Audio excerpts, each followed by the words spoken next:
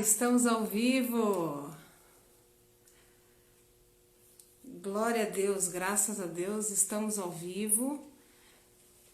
Preciso ver se meu fone aqui tá funcionando.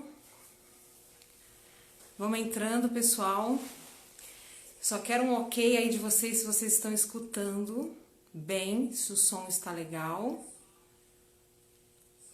Como é que está o som? Tudo bem? Legal. Temos a permissão do nosso técnico aqui, então nós vamos começar hoje uma live um pouco diferente do que a gente está acostumado, né, aqui no meu canal, né, porque quem acompanha sabe que as minhas redes sociais são voltadas para o meu ministério, são voltadas para a obra de Deus, né, são ofertadas, na verdade, a Deus, as minhas redes sociais. Mas Deus ele tem permitido a gente andar por um caminho que a gente nunca pensou, nunca imaginou, mas que Deus já tinha prometido que faria na nossa vida, que é o caminho de ajuda ao próximo, de ajuda ao povo, né, a nação brasileira. Hoje teremos a presença ilustre do prefeito de Atibaia. Então, para todos vocês que estão entrando, precisamos do seu apoio, eu preciso do seu apoio. Quero que você fique aí conectado com a gente até o final dessa live, tá bom? O prefeito de Atibaia, Saulo Pedroso. Para quem é de fora de Atibaia, nós vamos apresentar para vocês, enquanto vocês vão entrando, e assim que ele entrar, eu já vou chamar ele também, tá? Glória a Deus por todos vocês. Assim que o prefeito estiver conectado aí com a gente vai chamar para conversar com ele. Para quem não conhece, né, o meu trabalho secular, eu sou concursada da Prefeitura de Atibaia, sou funcionária pública. Deus abriu essa porta de uma forma sobrenatural, né? Tem vídeo lá no meu canal onde eu falo a forma como Deus fez para me colocar lá dentro, e através deste meu emprego, nós estamos tendo a oportunidade de fazer a obra de Deus ali num bairro bem carente aqui de Atibaia, que é o Jardim Imperial. Que eu não posso nem falar muito do Jardim Imperial, que eu já me emociono, porque é um lugar de muita gente sedenta de Deus, tá bom? Chamando, enquanto você vai entrando, vai compartilhando essa live, já compartilha para alguém.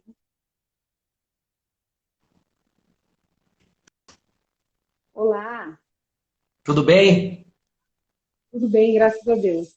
Tá ouvindo bem, prefeito? Tô Então tá ouvindo, tô bom para ouvindo. você? Tá bom. Ele mudou o som aqui, né, Obrigada. Diego? Primeiro quero agradecer essa oportunidade. Para mim é uma honra, né? Para nós que somos cristãos, a gente sabe que não existe uma autoridade que não seja constituída por Deus. O senhor já deve ter ouvido falar essa palavra, né? E nós que somos cristãos temos por costume acompanhar o Senhor em oração. Eu, pelo menos, aprendi, né, com o meu pastor na minha igreja, a acompanhar o Senhor diariamente com as nossas orações. Amém, Então, eu quero obrigado. agradecer essa honra que para mim é estar aqui falando com o senhor. Prefeito, é o seguinte, aqui no meu Instagram, aqui no meu canal, né, porque esse vídeo também vai para o YouTube, existem muitas pessoas que não são de Atibaia, né, a grande maioria, na verdade, é do Brasil inteiro. E Atibaia é bem conhecida no Brasil, né, onde a gente vai, todo mundo fala, Atibaia, já ouvi falar, né, uma cidade muito bem falada. E eu queria que o senhor se apresentasse para quem não te conhece ainda, falasse um pouquinho da sua vida pública até aqui. Quem é Saulo Pedroso? Tá. Bom, Kelly, boa noite. Obrigado aí pela... Você tá me ouvindo bem? Perfeito. Obrigado pela oportunidade, né, da gente estar podendo fazer esse bate-papo aqui na tua página. É um prazer estar falando contigo, estar falando com o teu público, com as pessoas que te acompanham, falando dessa oportunidade que a gente está tendo, né, de poder governar a nossa cidade. num período difícil, atípico, né? A gente está vivendo um momento muito doído aí, mas é a nossa função enfrentar, preparar a cidade, né, para atender a nossa população. Eu estou prefeito já pelo segundo mandato, fui vereador um mandato, fui presidente da Câmara no último ano do meu mandato de vereador, mas foi a minha segunda eleição para vereador, né? A primeira que eu participei, eu tinha 21 anos de idade, eu perdi a eleição, a minha primeira eleição de vereador, mas eu me aproximei muito do ambiente político da cidade, tive ali a oportunidade de conhecer todo esse funcionamento, né, do processo político, do processo eleitoral, e também me aproximar também de como uma gestão, perceber, né, estar próximo de como a gestão pública atua, trabalha, que é totalmente diferente, né, da iniciativa privada, em termos de agilidade, em termos de burocracia. Eu venho da iniciativa privada, eu sou comerciante aqui na cidade de Atibaia, né, eu dou sequência a um estabelecimento que meu pai, logo quando ele chegou em Atibaia, ele construiu, ele viabilizou, que é uma distribuidora de gás. Então é algo que é da família há muito tempo. Meu pai foi candidato a vereador por 5 vezes em Atibaia, não ganhou a eleição nenhuma vez. Na primeira eleição de vereador que eu participei, ele ainda era vivo, né? Mas em 2005 meu pai faleceu, e aí na eleição de 2008, que eu fui eleito vereador pela primeira vez, então ele não estava aqui presente, nem, obviamente, nem nas duas de prefeito, né? Mas eu digo que hoje, depois de 7 anos e meio aí de prefeito, 4 de vereador, né? Eu consigo falar com muito mais tranquilidade, com muito mais propriedade em relação à administração pública do que evidente, eu conseguiria falar naquele momento, porque eu tinha naquele momento muita disposição, minha juventude, né, o ímpeto da juventude, ainda sou jovem, mas na época tinha 25 anos, quando fui eleito vereador a primeira vez. Eu digo com toda tranquilidade que participar da atuação do poder público, ela é fundamental para que cada vez mais a gente tenha clareza, entendimento, né, de como as coisas funcionam e de como é que o poder público atua diante de tanta legislação, diante de tantas restrições, né? Mas sempre tendo forças aí, disposição para trabalhar por um objetivo que ele é comum a quem está dentro do serviço público, que é servir o próximo, servir a população, servir o nosso povo. Olha, prefeito, só o fato de você estar aqui conversando com a gente já é um sinal de que você tem uma consciência tranquila para fazer isso, né? E o que a gente vai falar hoje aqui não teria condições nenhuma de termos tudo isso para falar se o senhor tivesse sido um governante que, como a maioria, corre para fazer as coisas no final do mandato, né? Tem muita gente que a gente sabe que pega um mandato, seja de vereador, seja prefeito, presidente, e quando começa a interessar para ele, ele começa a trabalhar. Isso é muito comum, né? Mas aquilo que a gente vai trazer aqui, eu separei algumas coisas aqui, e seria impossível, né, a gente ter tanta coisa para falar e o seu trabalho não tivesse sido feito durante todos esses 8 anos. Sem demagogia nenhuma, eu gostaria de dizer que eu moro em Atibaia há 14 anos, né? E quando eu cheguei aqui em Atibaia, o senhor não era prefeito. A gente tinha uma gestão de um médico, se não me engano. Não é isso? E a cidade que eu encontrei aqui há 14 anos atrás é outra totalmente diferente hoje. E eu acredito que qualquer um pode ver isso. Qualquer um que estava aqui há 14 anos atrás, como eu, sabe, né? A primeira coisa que a gente viu claramente é que Atibaia era uma cidade dormitório, né? O que acontecia? As pessoas trabalhavam em São Paulo e vinham dormir aqui, morar aqui para ter o sossego do interior. E com isso, o aumento de pessoas morando em Atibaia foi muito grande. né? Eu até brincava com meu esposo, eu falava assim para ele, nossa, o negócio é ser pedreiro aqui. O que se constrói de casa, né?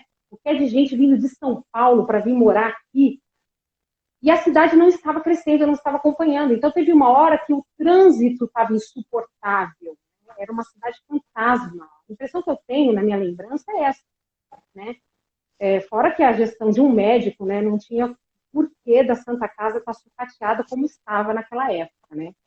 Hoje vai me lembrar que a gente entra na Santa Casa, eu vou puxar a sardinha para o meu lado da saúde, tá, prefeito? Porque é a minha maior preocupação, né? Você sabe da minha luta diária ali dentro do posto de saúde. Mas hoje na Santa Casa, as pessoas que são internadas na Santa Casa, elas têm televisão de plasma, né? Eu trabalhei num hospital particular aqui em Atibaia que não tinha TV de plasma no quarto, né?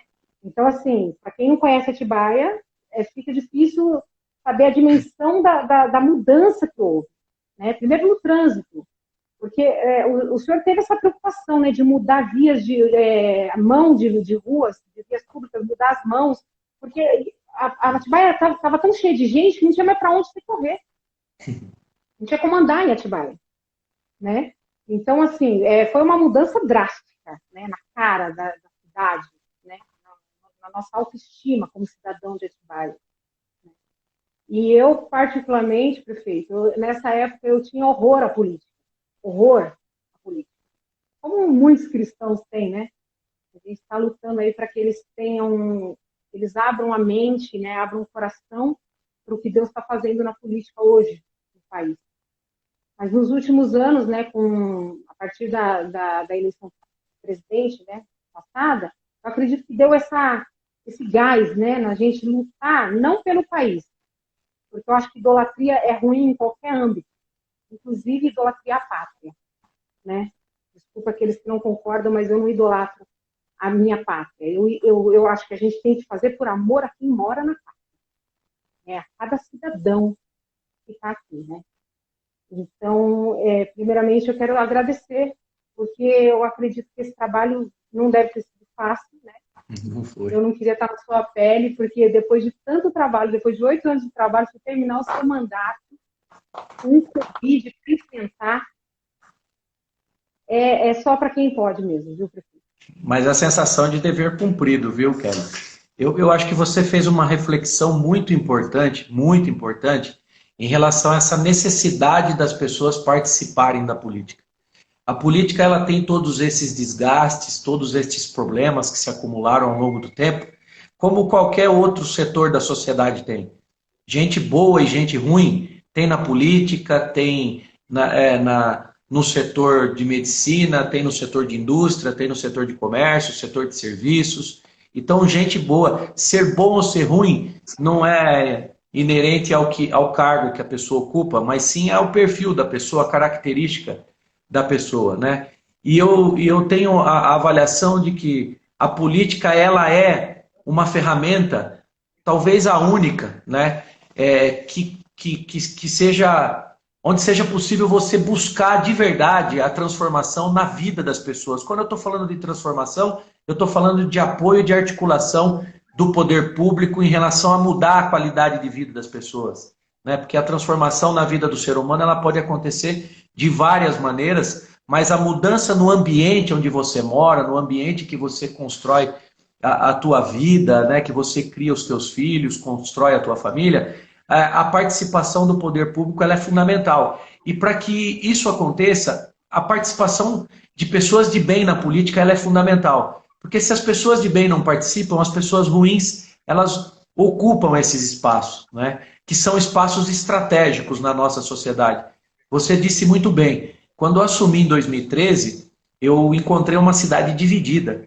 Atibaia era uma cidade dividida pela rodovia Fernão Dias.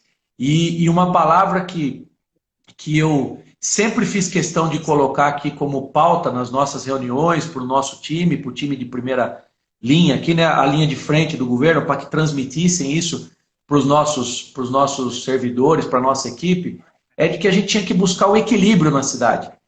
Independente do bairro que você mora, né, da região, você tem que ter o mesmo acesso, a mesma qualidade de vida, a mesma qualidade de escola, a mesma qualidade de saúde. é evidente que existem as peculiaridades dos locais. O bairro de zona rural, ele tem uma certa dificuldade em relação ao bairro do centro. Alguns bairros são mais valorizados, outros menos, né? Nós não resolvemos 100% os problemas da cidade, mas alguma coisa precisava ser feita. E nós colocamos a cidade no caminho desse desenvolvimento, porque a cidade é muito bem posicionada geograficamente. Então, o crescimento de Atibaia ele era inevitável, que ela seria uma cidade que receberia um número muito grande de pessoas ao longo do tempo, e isso era uma coisa inevitável. Só que a nossa decisão aqui era a seguinte: ou a gente cresce de maneira desorganizada, ou a gente organiza, né, ou nós organizamos a cidade, preparamos a cidade para esse crescimento ser organizado. E foi essa escolha que a gente fez. Ainda tem muita coisa para fazer? É claro que tem muita coisa para fazer. O próximo governo talvez não faça tudo aquilo que o nosso povo merece. Mas no período que a gente tem oportunidade, a gente tem que fazer aquilo que está no alcance para fazer o melhor, né? E eu também avalio que a gente está entregando uma cidade muito melhor do que aquela que a gente encontrou, né? E com uma chance muito grande na retomada do país de ser a principal cidade aí da nossa região, como ela já é, mas em termos de economia, né, está mais alavancada, está mais estruturada, mais organizada e com apoio maior de outras esferas de governo. Nós carecemos aqui ainda de um hospital regional, de uma FATEC para os nossos adolescentes, ampliação da nossa ETEC, né, investimentos na área de qualificação e formação para atender inclusive a mão de obra que já está disponível na cidade e que o mercado, o setor de indústria, por exemplo, vai buscar fora. Em Itatiba, em Jundiaí, Campinas, né, outras cidades que têm mão de obra com esse perfil de qualificação, né? Isso movimenta a economia da cidade como um todo, porque o setor de serviços sente esse reflexo. Quem ganha bem também consome melhor, né? E aí todo o comércio da cidade vira. Então é importante a gente, acho que dar sequência, né, nesse trabalho aí e poder fazer com que a cidade de Atibaia continue sendo sempre essa cidade maravilhosa que ela é. Perfeito. A gente precisa eleger mais deputados da nossa região, né, para que isso possa acontecer. Prefeito, deixa eu te falar uma coisa. Eu posso contar como é que a gente se conheceu? Oi? Posso contar como que a gente se conheceu? Pode. Acho que nem você lembra. Eu estava meio mal acabada, né? A gente se conheceu numa greve. Eu lembro. O que aconteceu? Houve uma greve dos servidores, né? E eu, como sou meia batalhadora dos meus direitos, fui até lá e aderi à greve. E fiz com muita confiança, porque estávamos dentro da lei e tal, né? Somos da saúde, continuamos trabalhando, ficamos com o nosso efetivo ali atendendo a população, tudo certinho. Mas eu tive uma grande surpresa, para mim foi uma escola, aquela greve.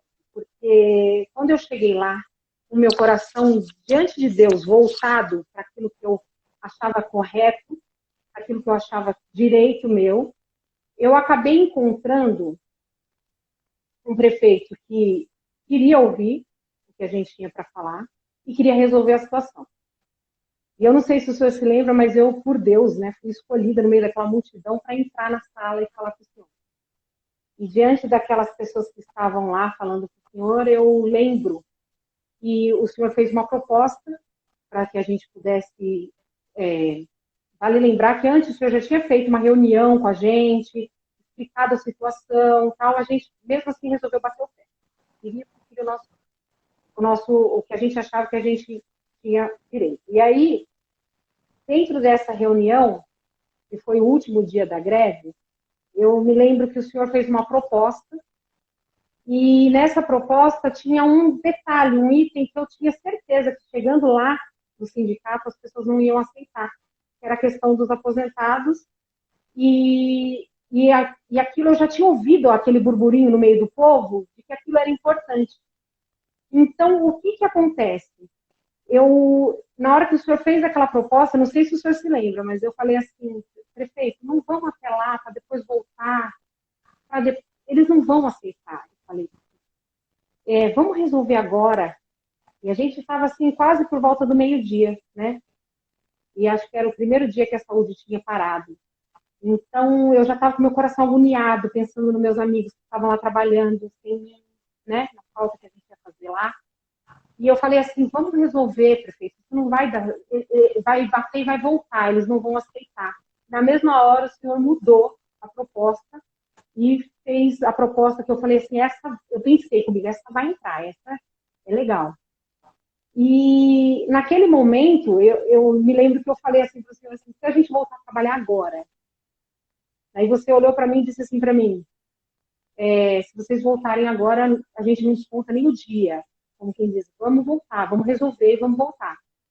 E eu saí daquela mesa, assim, catei minha bolsa, eu lembro que eu peguei o braço da minha amiga, falei, vamos, e vai dar certo. E aí a gente chegou lá no sindicato e eu me deparei com pessoas fazendo aquela campanha, o que for falado, não aceitem, sabe? E aí me deu aquele estalo, eu falei, gente, tem gente aqui que não está preocupado com os direitos. Não está preocupado com aposentado nenhum, que não está preocupado com nada. Está preocupado só em denegrir a imagem do governo, entendeu? E fazer baderna. Sabe? E naquela hora eu lembro que tinha gente exaltada, falando que não. Eu comecei igual um trabalho de formiga, assim, vamos, gente, vamos, aceita. Olha, a gente está pedindo isso, ele está dando isso, é quase tudo, vamos. E a gente conseguiu, assim, a gente começou a espalhar a notícia de que vamos, vai dar certo. E ali teve final aquela greve e a gente já voltou a trabalhar naquele mesmo dia. Entendeu? Então, assim, para mim, que foi a primeira vez, né, eu sou funcionária pública há 4 anos, primeira vez que eu entrei numa luta dessa, né, no governo, assim, para mim aquilo tudo era surreal. E eu achei, assim, meu Deus, como pode? Inclusive agora, durante o coronavírus, né, tem pessoas que utilizam de qualquer desgraça para denegrir a imagem de quem está no governo só por estar no governo. Tem gente que torce para dar errado, né? Esquece que o dando errado prejudica as pessoas, não é? Como se o nosso desejo aqui fosse machucar alguém, prejudicar alguém. É evidente que não é. A gente faz tudo aqui, a gente pode até errar, pode até numa decisão aqui acabar não beneficiando alguém ou acabar minimamente prejudicando alguém por causa de uma decisão dura que às vezes a gente precisa tomar aqui, né? Uma medida que a gente precisa adotar, mas não é no intuito de prejudicar, é porque às vezes a gente tem que fazer, sem querer entrar no detalhe de toda aquela discussão naquele momento, porque é legítimo, e eu sempre disse isso, né? É legítimo pleitear o direito, é legítimo pleitear benefício, ainda mais quando você trabalha de maneira incansável, como é o caso do servidor aqui na nossa cidade, né? Para manter essa estrutura da prefeitura sempre pulsando firme, atendendo a população, né, sendo cada dia que passa cobrado mais e mais, né? Então isso é legítimo. É que no meio desse diálogo sempre tem uma interferência política, né? Sempre tem uma maldade, sempre tem alguém que no caminho, né, muda a informação para tentar criar o constrangimento, né? Esse é o desejo. O mal da política é esse. É quem está na oposição durante o governo, né, ele querer causar constrangimento para quem está administrando. O constrangimento para quem está administrando não é um constrangimento para a pessoa, é um constrangimento para a instituição, é um constrangimento para a cidade. Não é bom para uma cidade ela ter um número gigante de notícias negativas, porque isso não contribui nada com o desenvolvimento da cidade. E é claro que, conhecendo a grande maioria das pessoas que trabalham conosco aqui, né, que eu tenho oportunidade de trabalhar juntos aqui na prefeitura, a gente sabe que a maioria esmagadora é gente de bem, pessoa honesta, que quer trabalhar, que quer resolver, né, e que só estava ali talvez naquele momento até porque a informação não chegou de maneira correta. Porque no meio de toda aquela discussão, por incrível que pareça, o que foi aprovado não foi a melhor proposta que nós oferecemos. A melhor proposta que nós oferecemos foi apresentada em tempo hábil e no meio do caminho distorceram toda a situação, né? Antes de chegar no momento da paralisação, eu estou dizendo, né? Então, quem se coloca à disposição de ser líder, de liderar um processo, um movimento, seja em prol do trabalhador, em prol das empresas, de uma comunidade, de um bairro, né, de um conjunto de pessoas, precisa entender a responsabilidade que tem, né, de conduzir o diálogo de maneira respeitosa e ter fidelidade no nível da informação, porque senão acaba prejudicando as pessoas, né? O governo, naquele momento, fora do time, foi pressionado a colocar uma coisa no papel que jamais colocaria. E tinha tratativas em relação ao prazo, né? Mas, enfim, ficou claro para muita gente também que ali tinha uma movimentação política, de interesse político, como várias outras coisas que aconteceram na cidade, recentemente a questão do transporte, né? Fica claro, evidente, que tem ali um movimento político pensando na eleição. Mas quando tem um movimento político pensando na eleição que usa a máquina pública, coloca em risco a qualidade do serviço que a gente está oferecendo para a população. E aí pode ter um ou outro desarranjo, constrangimento, que não é legal a cidade passar, né? Na minha opinião, essa não é a melhor forma de fazer política. Eu acredito que se você fizer o que tem que ser feito, né, você já está fazendo política. Né? Você já vai ter o seu lugar ali, se você fizer só o que você está ali para fazer, na verdade. Prefeito, eu queria falar muito rapidamente, a gente tem quanto tempo ainda de live? Vocês me avisem aí.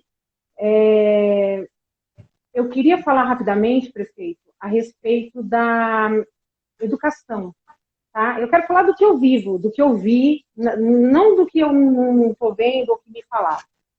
Eu moro ao lado do Colégio Atibaia, antigo Colégio Atibaia, que hoje é o CIEM. Né? Quando eu cheguei aqui, era o Colégio Atibaia. Eu não me esqueço das minhas filhas pedindo para estudar lá, porque era um colégio que tinha piscina, porque era um colégio maravilhoso. E a minha filha até chegou a dizer para mim, mãe, deixa eu fazer a prova, que eu vou ganhar uma bolsa. E eu falei para ela assim, filha, não adianta você ganhar a bolsa, e eu não vou ter o dinheiro do seu uniforme, eu não vou ter o dinheiro do seu lanche, eu não vou ter o dinheiro da festinha, você vai se sentir diminuída perto dos outros que estão lá, que não são bolsistas, eu não quero isso. Vai fazer a escola pública como lhe convém, falei para minha filha.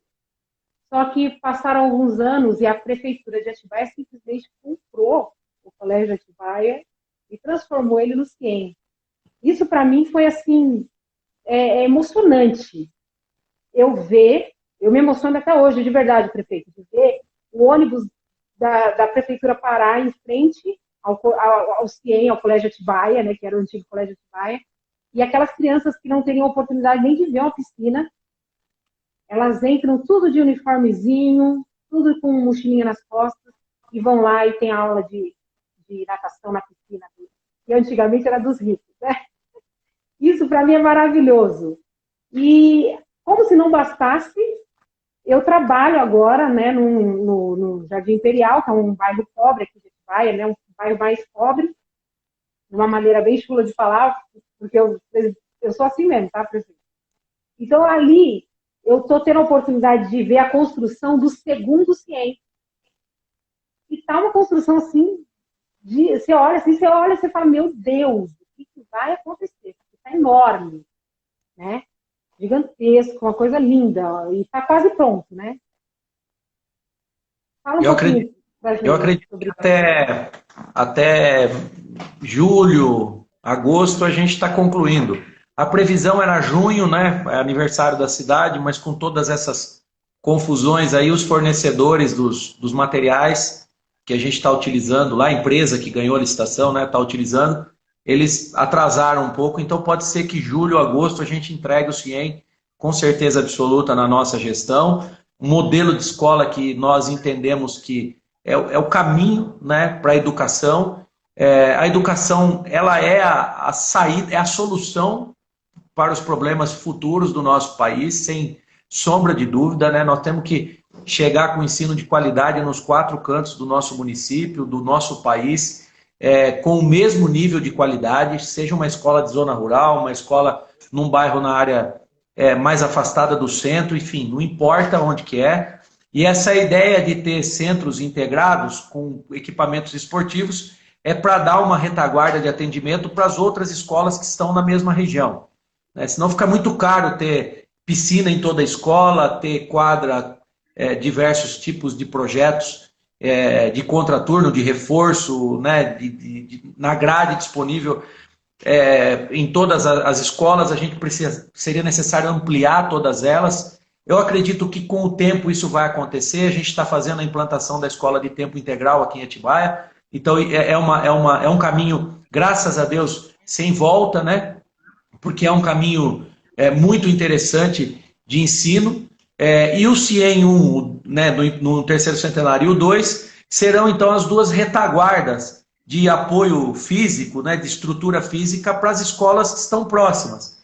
Então, para não ter que trazer o aluno lá do Maracanã para fazer natação aqui no terceiro centenário, ele já vai fazer ali no CIEM do Imperial. A mesma coisa os alunos do Valdemar, do Takauono, né, das escolas que estão ali próximas, do Caetetuba, do Cerejeiras, da Licínio, enfim, todos os alunos nossos que estão ali, eles terão a oportunidade de ter ali no CIEM os projetos esportivos. A gente quer fazer uma cidade mirim lá no fundo para ter educação no trânsito, quer começar a trabalhar de uma maneira mais forte com educação ambiental, né? Então ali tem espaço para tudo isso. E não só para os alunos que estudarão lá, mas para todos os alunos das escolas ali da região. E nós vamos criar ali uma quantidade significativa de vagas que vai permitir, inclusive, diminuir o número de alunos por sala nas outras escolas da região, fazer a implantação do tempo integral, e à medida que você diminui a quantidade de alunos por sala, você melhora a qualidade do ensino que você oferece, né? Então tem uma estratégia toda planejada para o ensino do município, que eu desejo que tenha continuidade, porque a educação ela precisa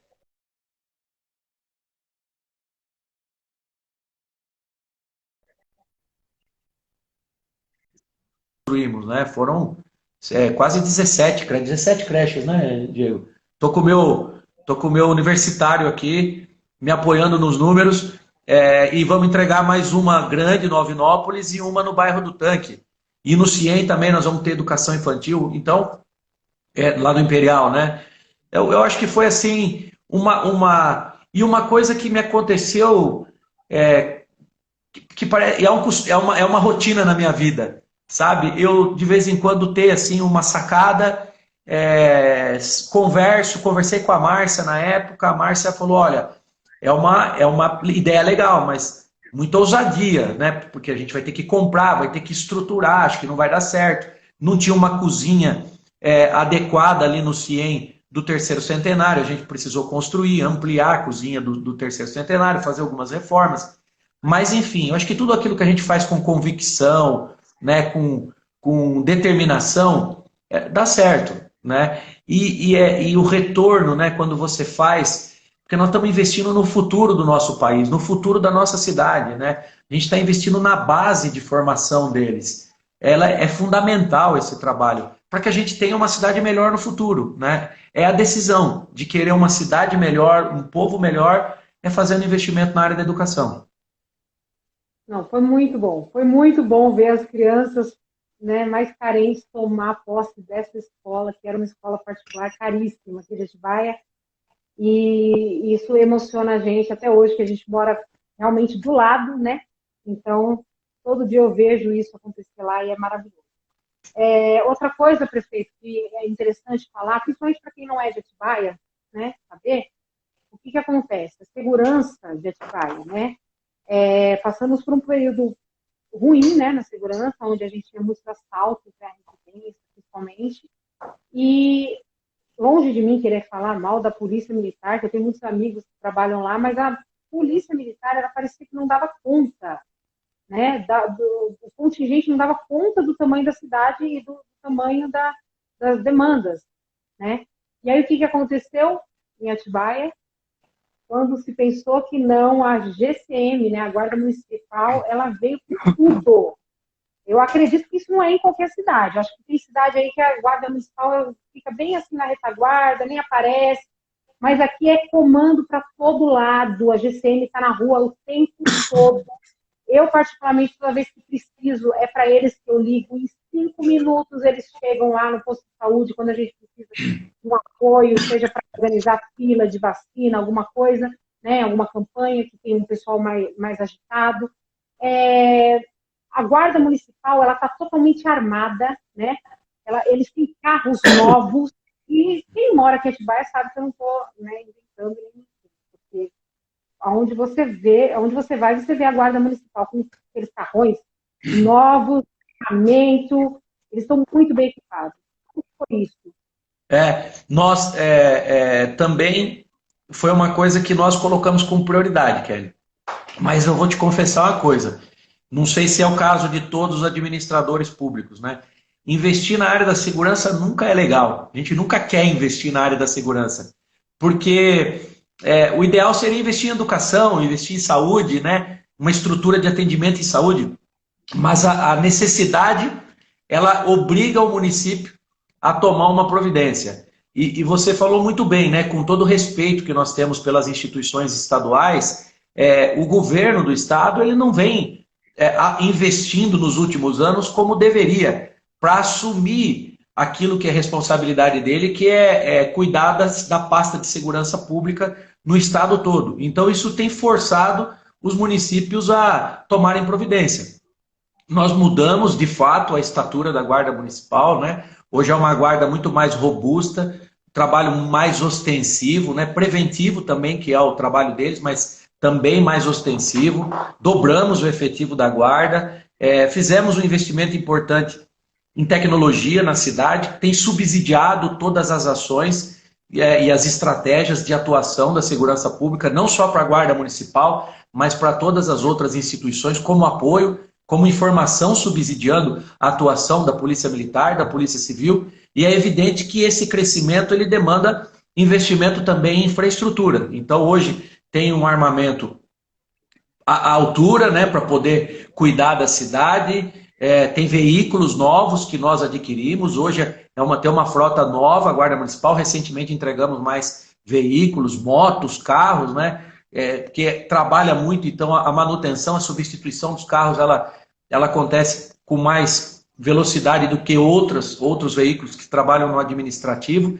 Enfim, para que ela tenha um trabalho de visibilidade também, porque o preventivo na área da segurança, ele tem resultados significativos quando você estrategicamente se posiciona bem na cidade, para reagir se for necessário, né?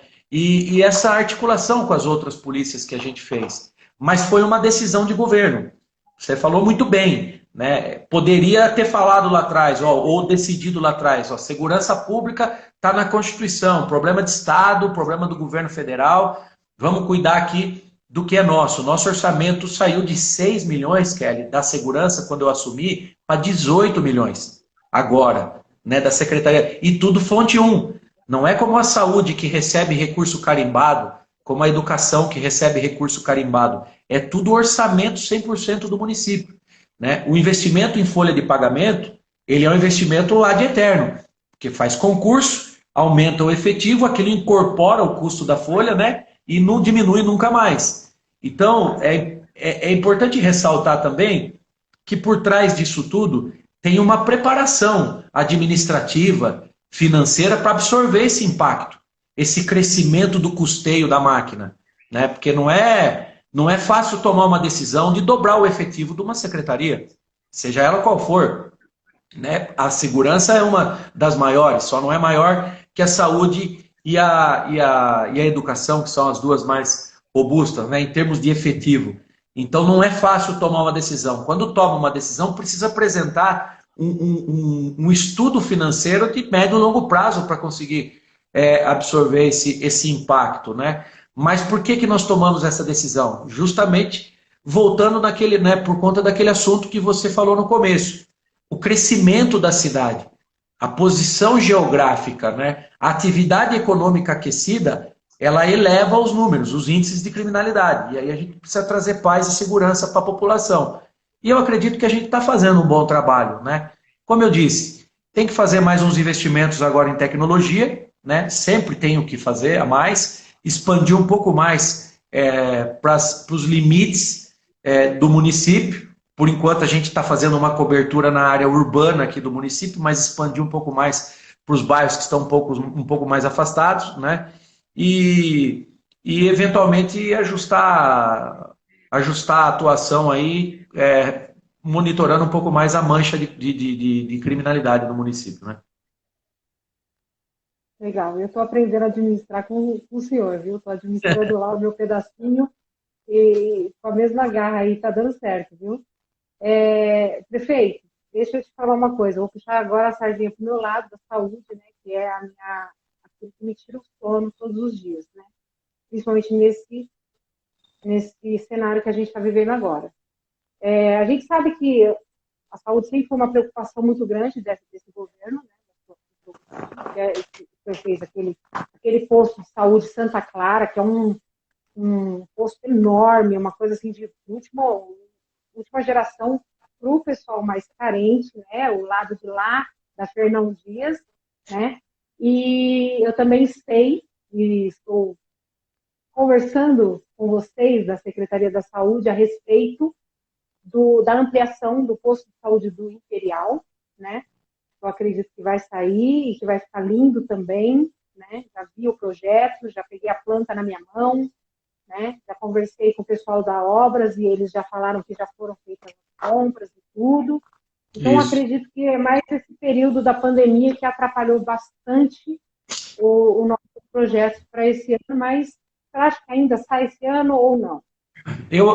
Eu acredito que eu entrego duas importantes obras na área da saúde em execução, Kelly. Eu não consigo entregar mais prontos, né? Que é a ampliação do Imperial. O Imperial, depois de ampliado, vai ser, em termos de unidade de saúde, vai ser a maior unidade nossa, né? E até pela população, pela quantidade, né, pela densidade de população ali no entorno, né, no bairro, que é grande, e o hospital, que eu acredito que também nos próximos dias a gente já começa a construção, a gente está em fase de, já assinamos o contrato, mas existem algumas cláusulas de garantia, porque é uma operação financeira diferente, nova, né, um pouco diferente de PPP, que a gente fez ali, então demanda garantia, demanda disponibilização de patrimônio da prefeitura na garantia do contrato, né, dessa operação financeira com a iniciativa privada, mas está tudo bem adiantado, tudo que era de nossa responsabilidade a gente já fez, já concluiu, então está só faltando aí fazer a aprovação de alguns projetos executivos, né, para que a gente possa iniciar. Mas é uma obra de 18 meses. A obra da ampliação do Imperial também é, se eu não me engano, uma obra de 8 ou 9 meses. Eu não consigo mais entregar ela prontas, né? Eu consigo talvez entregar ela funcionando. O recurso do Jardim Imperial está garantido, está disponível já, a gente já conseguiu esse recurso. De fato, com essa suspensão aí de algumas atividades, paralisação de banco, Brasília está pegando fogo, né, Kelly? Está todo mundo vendo aí que a questão política em Brasília, na relação com o governo do estado, está assim, é muito ruim isso para nós, porque esses desarranjos, eles paralisam a nossa rotina aqui, o nosso dia a dia, que não tem nada a ver com esses problemas políticos aí, né, de desentrosamento, vamos dizer assim. Era importante se nesse momento, especialmente nesse momento, o nosso comportamento ele fosse uniforme, padrão, em todas as esferas de governo, né? Para que ele seja padrão, uniforme, a gente precisa estar bem amparado de equipe, precisa ouvir bem os técnicos, né, que comandam as pastas técnicas dos governos, e ser, como governante, um porta-voz, né, que transfere, que traduz o conceito técnico em mensagem mais didática, de uma maneira pedagogicamente mais fácil para a população. Então, eu acho que esse seria o papel, e não ficar disputando coisas que não vão resolver nossos problemas agora. O que é que acontece na prática? Os financiamentos param, as assinaturas de contrato param, né? As obras que já estão acontecendo, a liberação do recurso diminui, e a gente fica aqui na ponta, conversando com a população e dando satisfação, tendo que explicar toda hora. Não, mas por que começou? Por que não começou? Por que licitou e não assinou o contrato? Né? Toda essa dificuldade. Mas, enfim, eu avalio que a gente deu passos significativos na área da saúde. Não será o suficiente. Eu ainda bato na tecla do hospital regional, né, que nós precisamos aqui de retaguarda, não só para Atibaia, mas para a nossa região. Nós estamos vendo aí agora a quantidade de leitos uma quantidade limitada de leitos que a gente tem disponível, não só para a cidade, mas para a região. A falta de uma retaguarda, porque Atibaia, Bragança e as cidades da região são cidades que não podem ficar concorrendo vaga com Campinas e Jundiaí, que são cidades que já trazem com elas outras cidades que são, inclusive, maiores que as nossas, né? Mas, enfim, tudo isso eu acho que é um trabalho que a gente precisa fazer, né? Nós contratamos muitos profissionais para trabalhar na área da saúde, né, de concurso, nós ampliamos a nossa equipe, a gente aumentou os nossos repasses tanto para a UPA quanto para a Santa Casa, apesar de a Santa Casa ainda ter um prédio acanhado, né, um prédio que é antigo, que a gestão dali é que vai para o hospital que a gente vai construir, então é importante esclarecer isso. E reformamos quase todas as nossas unidades, ampliamos o Cachoeira, ampliamos o Boa Vista, ampliamos o Rio Acima, né? Construímos ali o Santa Clara, fizemos reformas em todas as outras unidades e tem uma terceira que a gente tem o recurso garantido também, mas eu não vou conseguir licitar, eu acho que a gente está na fase de projeto, que é a construção da unidade do bairro do Tanque. A gente quer construir uma unidade maior também no bairro do Tanque, próximo aonde a gente está construindo uma creche e o terminal rodoviário, né? Porque também a unidade de saúde do Tanque ela está bem acanhada, está pequena, perto, né, da necessidade do bairro. Legal. Esses investimentos que o senhor tem feito durante todos esses anos, a gente está tendo agora esse retorno, né? Porque se não fosse isso, eu acho que a Atibaia não estaria numa situação tão mais confortável, se é que a gente pode chamar, confortável uma situação dessa pandemia, né? A gente tem, assim, uma base muito boa. Os postos de saúde estão todos preparados para atuar nessa pandemia, né? Não é só o hospital, não é só o respirador, como muita gente pensa, né? A maioria, quem está atendendo somos nós, né? Que estamos lá. E graças a Deus por isso, que a maioria são pessoas de grau leve, né, da doença. Mas assim, eu quero agradecer. Desculpa te cortar, Kelly. Inclusive, eu fiz muita questão no dia 1º de maio, que foi o Dia do Trabalhador, eu fiz muita questão de enaltecer, né? É claro que dia 1º de maio é um dia que faz referência a todos os trabalhadores, né? Todos os homens e as mulheres que ajudam a construir aí um país, uma sociedade melhor. Mas eu acredito que o 1º de maio de 2020 ele precisa ficar marcado como o dia, né, a referência ao trabalhador na área da saúde. Porque eu passei por isso, né, eu fui acometido logo no começo. É uma questão muito difícil você ter que, diante de toda essa tensão, apreensão, ter que passar por isso, né, ter que sair de casa colocando a sua saúde ali em primeiro lugar, né, à disposição do próximo, não sabendo se às vezes você pode voltar para casa contaminado pelo vírus, né? E em nenhum momento, nenhuma pessoa, nenhum profissional, nenhum servidor, pelo menos eu não recebi aqui nenhum relato de um servidor nosso na área da saúde que arredou o pé em relação a essa situação, né? E eu acredito que isso esteja acontecendo no país todo, né? Todos os profissionais têm os seus valores, mas nesse momento eu acho que a gente precisa parabenizar de maneira especial aos profissionais da área da saúde, porque foi como você disse, né? O que está segurando é o trabalho de base nosso que está sendo feito, o trabalho de prevenção, de monitoramento, de acompanhamento das pessoas, né? A facilidade que a gente tem de capilarizar as estratégias, porque o nosso time é um time muito empenhado, é muito bem alinhado, né? Muito bem comprometido. Então, tudo isso facilita o nosso dia a dia. E todos eles defendem a instituição de maneira muito veemente, né? Então, isso é importante para que o trabalho aconteça com qualidade. Por isso que eu fiz questão no dia 1º de enaltecer os profissionais, especialmente esse ano, né, da área da saúde. Mas tenha certeza, viu, prefeito, que se não fossem os equipamentos de proteção que o senhor mandou lá para a gente, se não fosse a estrutura que o senhor nos deu para trabalhar, eu acho que não seriam todos, não seriam kamikaze nessa situação, não. É. Para alguns, o viver é Cristo, o morrer é ganho, mas para alguns, o medo às vezes fala mais alto, né? E a gente, graças a Deus, está tendo esse respaldo, né? Com os equipamentos, com todo o respaldo que você sabe que você fez aí nos últimos dias para nós que trabalhamos, né? Hoje a gente recebeu os testes para fazer, né? Os testes Os rápidos. testes rápidos, isso. Nós recebemos e então assim nós estamos, eu acredito que dentro de uma situação terrível mundial, nós estamos numa situação confortável que a gente vai e infelizmente não tem como a gente dizer que a gente não depende do governo, né? Mas graças a Deus que o governo está com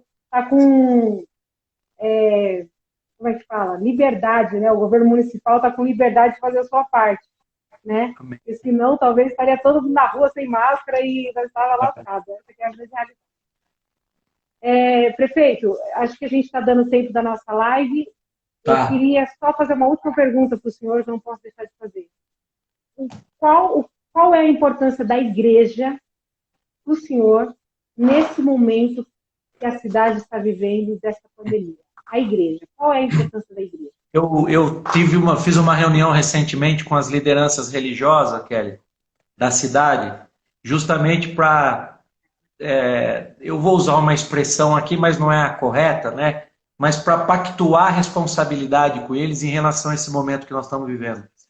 Porque diante de tantos desgastes que o poder público enfrenta no dia a dia, a decisão do poder público sempre ela recebe lá na ponta, na população, uma certa resistência, né? As pessoas têm resistência, às vezes, de ouvir a autoridade que determina uma regra, um decreto. E nessa conversa que eu tive com eles, eu fui dizer para eles que a igreja, nesse momento, ela tem um papel fundamental de transmitir essa boa mensagem pela liderança, que às vezes naquele momento, às vezes não, na grande maioria das vezes, é uma referência para aquelas pessoas, né? Para as pessoas que participam da atividade religiosa, que tem no seu líder, no líder religioso, uma referência, né? Quando ele transmite essa mensagem, que às vezes o poder público, de maneira fria na relação, não consegue transmitir, às vezes ele consegue alcançar de uma maneira, né, com uma intensidade que o poder público não consegue alcançar. Um outro fator que eu acabei refletindo com eles no dia do nosso encontro foi a necessidade de acalmar o coração da população nesse momento, de levar paz para as pessoas, de levar tranquilidade, né, de levar uma mensagem de esperança, uma mensagem de fé, porque as pessoas nesse momento elas estão com medo, elas estão apreensivas, né, e elas estão diante da situação de às vezes perder o emprego ou colocar a saúde em risco, né? E como eu disse, a fidelidade na informação que vem do poder público, né, a distorção no comportamento, o desgaste do ambiente político, né, causado nos últimos anos no nosso país, dificultou muito essa relação com as pessoas. Então foram essas duas as reflexões que eu fiz, né? A capacidade de transmitir essa mensagem, de fazer o trabalho de conscientização através da liderança religiosa, que é uma referência na vida dessas pessoas, né? Pessoas que têm em suas lideranças ali uma palavra de conforto, uma palavra de tranquilidade, né? E um outro ponto que é diminuir a tensão, né? De sair de um ambiente só, sair da casa, onde está a televisão toda hora, morreu tantos, enterraram tantos, abriu cova não sei na onde, não sei em que país está morrendo mais do que a média, só tem notícia negativa, e trazer essa população para um ambiente onde elas vão ouvir uma palavra de conforto, de fé, de esperança, né? Se apegar a algo que faz muita diferença nesse momento, que é a oração, né? Que nós estamos precisando disso, né? Mais do que nunca nesse momento. Então foi essa mensagem que, do meu jeito, eu tentei transmitir a todas as lideranças religiosas num encontro que eu promovi com eles, e pedindo para eles, para que durante o culto, durante o encontro, durante a atividade religiosa, eles pudessem ajudar a conscientizar que é possível atravessar por isso, se a gente não for muito afetuoso no trato, né, se usar álcool gel, se a gente seguir as regras sanitárias de distância, máscara, é possível, né, a gente ir retornando à vida normalmente, né, e tendo a oportunidade aí de poder passar por esse vírus sem nenhum tipo de gravidade. Isso é porque a Bíblia diz que Deus ele pode dar paz em meio à guerra, né? E Deus ele dá uma paz que excede o nosso entendimento. A gente não consegue entender como que a situação em volta está tudo caindo e dentro está a paz de Deus, né? É uma paz que o mundo não pode dar, só Deus pode dar. E além disso também, prefeito, é nas mãos dele, de Deus, que está a solução desse problema. No dia que Deus dizer basta, acabou o nosso problema. Vai acabar. Só Amém? apertar um botão lá. Exatamente. Basta uma palavra dele. Deus abençoe, prefeito. Muito obrigada por essa oportunidade. Conte com as nossas orações e conte com o nosso trabalho também ali no Jardim Imperial. Obrigado, tá, Kelly? Parabéns pelo trabalho que você está fazendo. Está tendo uma repercussão muito boa, né? Graças ao teu comprometimento, aí, a tua dedicação.